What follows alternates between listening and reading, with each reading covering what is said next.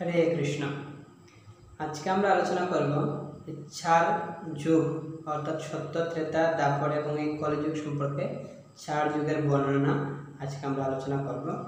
চার যুগের কত আয়ু রয়েছে, চারটা যুগের কত বছর আয়ু রয়েছে, চার যুগের মধ্যে কোন কোন যুগে ভগবানের কোন কোন অবতার এসেছেন, এই চার যুগে মানুষের কি কি আয়ু রয়েছে ইত্যাদি বিষয় নিয়ে আজকে আমরা আলোচনা করব।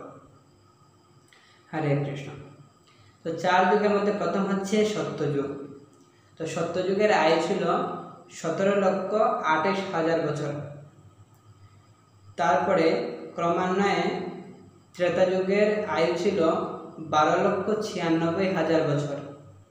तारपर दापर जुगेर आयु छिल 8,64,000 बछर एवं सर्वशेष कलिजुगेर आयु हच्छे 4,32,000 बछर।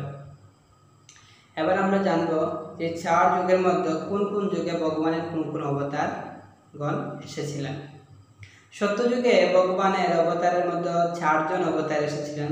তার মধ্যে হচ্ছে মৎস্য অবতার, কুর্ম অবতার, বরাহ অবতার এবং নৃসিংহ অবতার। এবং তখন ভগবান হিসেবে নারায়ণের আরাধনা করা হতো বা বিষ্ণু আরাধনা করা হতো। তারপরে হচ্ছে সত্যের পরে কি त्रेता जुग। त्रेता जुगे आयु छिल कत बोलेছিলাম আমরা 12,96,000 বছর त्रेता जुगेर आयु। तो এই যুগে ভগবান रामचंद्र তিনি ছিলেন, रामचंद्र आराधना করা হতো। मर्यादा पुरुषोत्तम भगवान रामचंद्र सीता लक्ष्मण हनुमान की जय। तो এই যুগে ভগবানের তিনজন অবতার আসেন। তাদের মধ্যে আছেন বামন অবতার, परशुराम अवतार और रामचंद्र, ये तीनजन। तो तारपर आछे दापर जुग। दापर जुगे आमरा जानी कृष्ण बलराम तारा अनेक लीला বিলাস করেছেন। परम पुरुषोत्तम भगवान श्रीकृष्ण छिलेन এবং भगवानेर सबचेয়ে जे घनिष्ठ अवतार बा भगवानेर शक्ति बला हय बलराम, सेई भगवानेर बलराम अवतारेर आविर्भाव हयेछिल। एवं परिशेषे हच्छे कलिजुग। এই কলিযুগের বয়স কত? 4,32,000 বছর। তার মধ্যে মাত্র এখন প্রায় 5,500 বছর অতিক্রান্ত হয়েছে, আর পুরো বাকি প্রায় 4,26,000 27,000 এরকম এখনো রয়ে গেছে।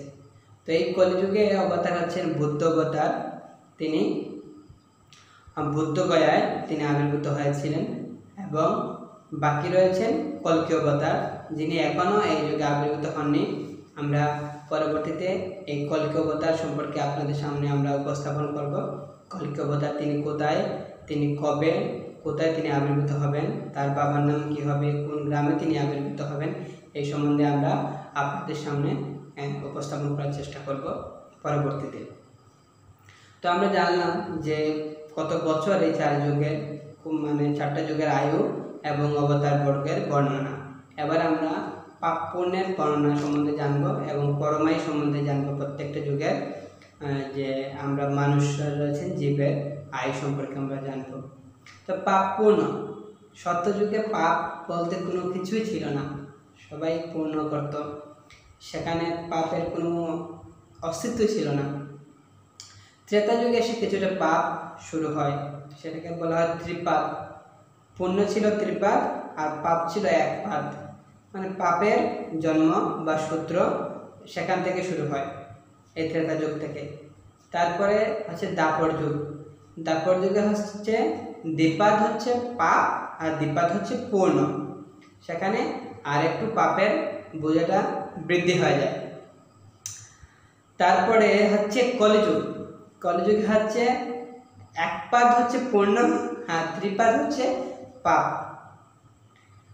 আমরা দেখতে পাচ্ছি যে কলিযুগে সে পাপের বোঝাটা এত বৃদ্ধি পাচ্ছে এবং শাস্ত্র বর্ণনা করা হচ্ছে কলিযুগের অন্তে যখন কোনো পূর্ণর কোনো লেশ মাত্র থাকবে না, পুরো চার পাদ পাপে পূর্ণ হবে, তখনই কল্কি অবতার আসবেন। এই সম্বন্ধে আমরা পরবর্তীতে আলোচনা করব। তারপর হচ্ছে পরমায়ু। কলিযুগে প্রত্যেকটা মানুষের আয়ু ছিল 1,00,000 বছর। তারপরে ক্রমান্বয়ে দেখুন প্রত্যেকটা যুগে সমস্ত কিছু ক্রমান্বয়ে কমছে পাপের দিকটা বাড়ছে, পুণ্যের দিকটা কমছে। তো ত্রেতা যুগে মানুষের আয়ু ছিল 10,000 বছর। কত? 10,000 বছর।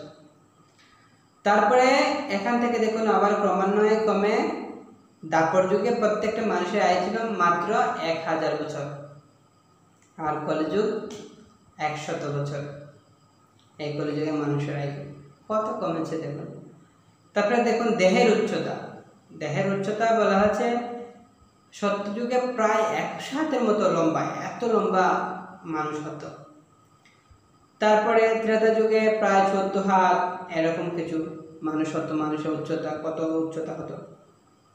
দ্বাপর যুগে 7 হাত, 7.5 হাতে এরকম লম্বা মানে উচ্চতা হতো প্রত্যেক মানুষের।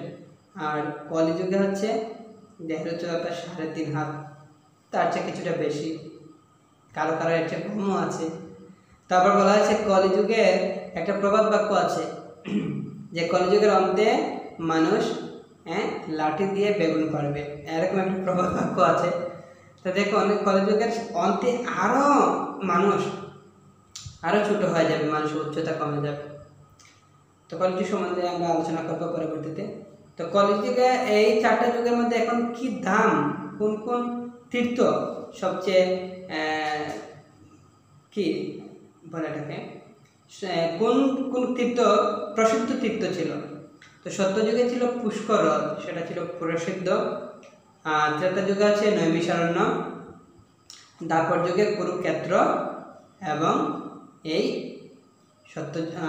কলিযুগে আছে গঙ্গা তীর্থ। এই 4টা তীর্থ হচ্ছে প্রসিদ্ধ তীর্থ। তো আমরা আজকে জানলাম এই যে 4 যুগের যে মোটামুটি একটা বর্ণনা আপনাদের সামনে আমরা উপস্থাপন করলাম। আশা করি আপনারা সকলে বুঝতে পেরেছেন। সবাইকে অসংখ্য ধন্যবাদ। হরে কৃষ্ণ।